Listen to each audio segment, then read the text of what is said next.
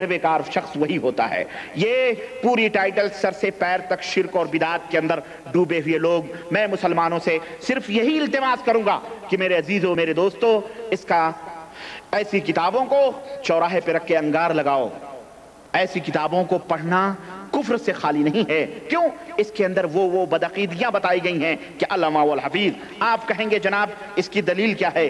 آئیے میں آپ کو دلیل بتاؤں۔ اور اس نے فیضان سنت لکھ کر کے جو فیضان بدعت پھیلائی ہے لوگوں کے اندر، جو بدعتوں کا سیلاب، خرافات، بدعقیدگی کا سیلاب اس نے جو پھیلایا ہے، اس کو میں آپ کی خدمت میں رکھوں۔ چنانچہ دیکھیے، بسم اللہ کی برکتوں میں صفحہ 61 نمبر پر اس شخص نے ایک بات ذکر کی ہے، اور ان سے کوئی پوچھے، اسلامی دعوت تحریک اسلامی کے دوستوں سے میری درخواست ہے کہ ایسے اپنے اس میٹھے میٹھے طاہر القادری الیاس القادری سے پوچھو، الیاس قادری سے میٹھے میٹھے جو سنی بھائیوں کرتا ہے، اس زہر سے پوچھو، اس سے پوچھو کہ لکھا ہے کہ ایک شخص نے مرنے سے پہلے یہ وصیت کی کہ انتقال کے بعد میرے سینے پر اور میری پیشانی پر بسم اللہ الرحمن الرحیم لکھ دینا۔ چنانچہ ایسا ہی کیا گیا۔ پھر کسی نے خواب میں اس شخص کو دیکھ کر حال پوچھا۔ اس نے بتایا جب مجھے قبر میں رکھا گیا، عذاب کے فرشتے آئے، پیشانی پر بسم اللہ دیکھی اور کہا تو عذاب سے بچ گیا۔ در مختار، در مختار کون سی سنت کی کتاب ہے؟ بولو۔ ارے بیوقوف بنا رہے ہو تم امت کو احمق بنا رہے ہو۔ در مختار فقہ حنفی کی کتاب ہے، اور جس کے بارے میں کہوں کہ اس کے اندر سب موجود ہے، اگر نہیں موجود ہے تو نہ قرآن ہے نہ حدیث ہے۔ جاؤ، یہ میرا چیلنج اور میرا دعویٰ ہے۔ اس کے حوالے سے تم خوابوں کے اوپر عقیدے بیان کر رہے ہو کہ پیشانی پر بسم اللہ الرحمن الرحیم منکر نکیر دیکھیں چلے جائیں۔ نبی کریم صلی اللہ علیہ وسلم نے فرمایا ہے کیا؟ پوچھو ان سے، نہیں فرمایا ہے۔ در مختار ان کی فقہ کی کتاب۔ ہاں، کوئی حنفی پٹ جائے تو پٹ جائے، وہ کوئی جاہل ہو، کوئی اندھا ہو مقلد، تم اس کو احمق بناؤ تو بناؤ، لیکن ہم جیسے فقیروں کو، جو لوگ الحمدللہ کتاب و سنت کی معرفت رکھتے ہیں، اور تم جیسے جاہلوں کو ٹھوکروں پہ رکھتے ہیں، اللہ کا فضل اور اس کا احسان ہے جس نے ہمیں یہ توفیق عطا فرمائی ہے کہ ہم الحمدللہ قرآن و حدیث کا علم رکھتے ہیں۔ اللہ کا شکر اور اس کا احسان ہے۔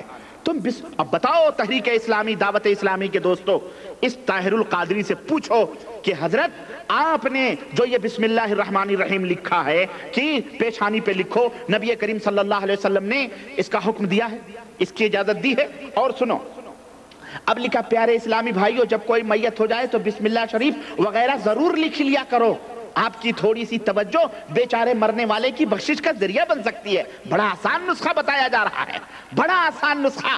زندگی بھر شرابی بنو، زندگی بھر بدعت کرو، زندگی بھر شرک کرو، زندگی بھر خرافات کرو، اور زندگی بھر خرافات کرو، زندگی بھر بدکاری کرو، زناکاری کرو، اور سب کچھ کرو، عرس اور فاتحے میلاد جا کر کے لونڈیاں پھنساؤ، سب کچھ کرو، اور مرنے کے وقت مریدوں کو یا اپنے ورثہ کو یہ کہہ دو کہ جناب علی پیشانی پہ میرے بسم اللہ لکھ دینا، منکر نکیر واپس چلے جائیں گے۔ منکر نکیر ان کے دجل اور فریب سے واقف نہیں ہیں، اللہ کو بیوقوف بنا رہے ہیں۔ یہ دنیا کے احمق اور دنیا کے بیوقوف اللہ کو کیا بنا سمجھ رہے ہیں؟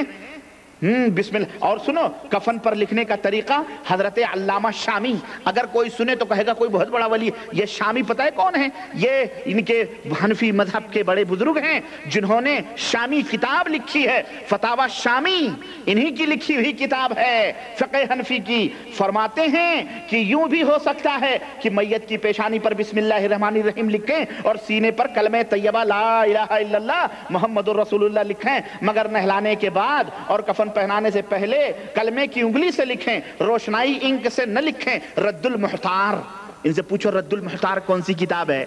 حدیث کی کتاب ہے، محدثین نے لکھا ہے۔ رد المحتار فقہ حنفی کی معرکۃ الآراء کتاب ہے، اس پہ یہ حدیث کی کتاب نہیں، یہ قرآن کی کتاب نہیں۔ امت کے لوگوں آنکھیں کھولو، سمجھو، تمہارا ایک بھائی تمہیں آگاہ کر رہا ہے۔ اور سنیں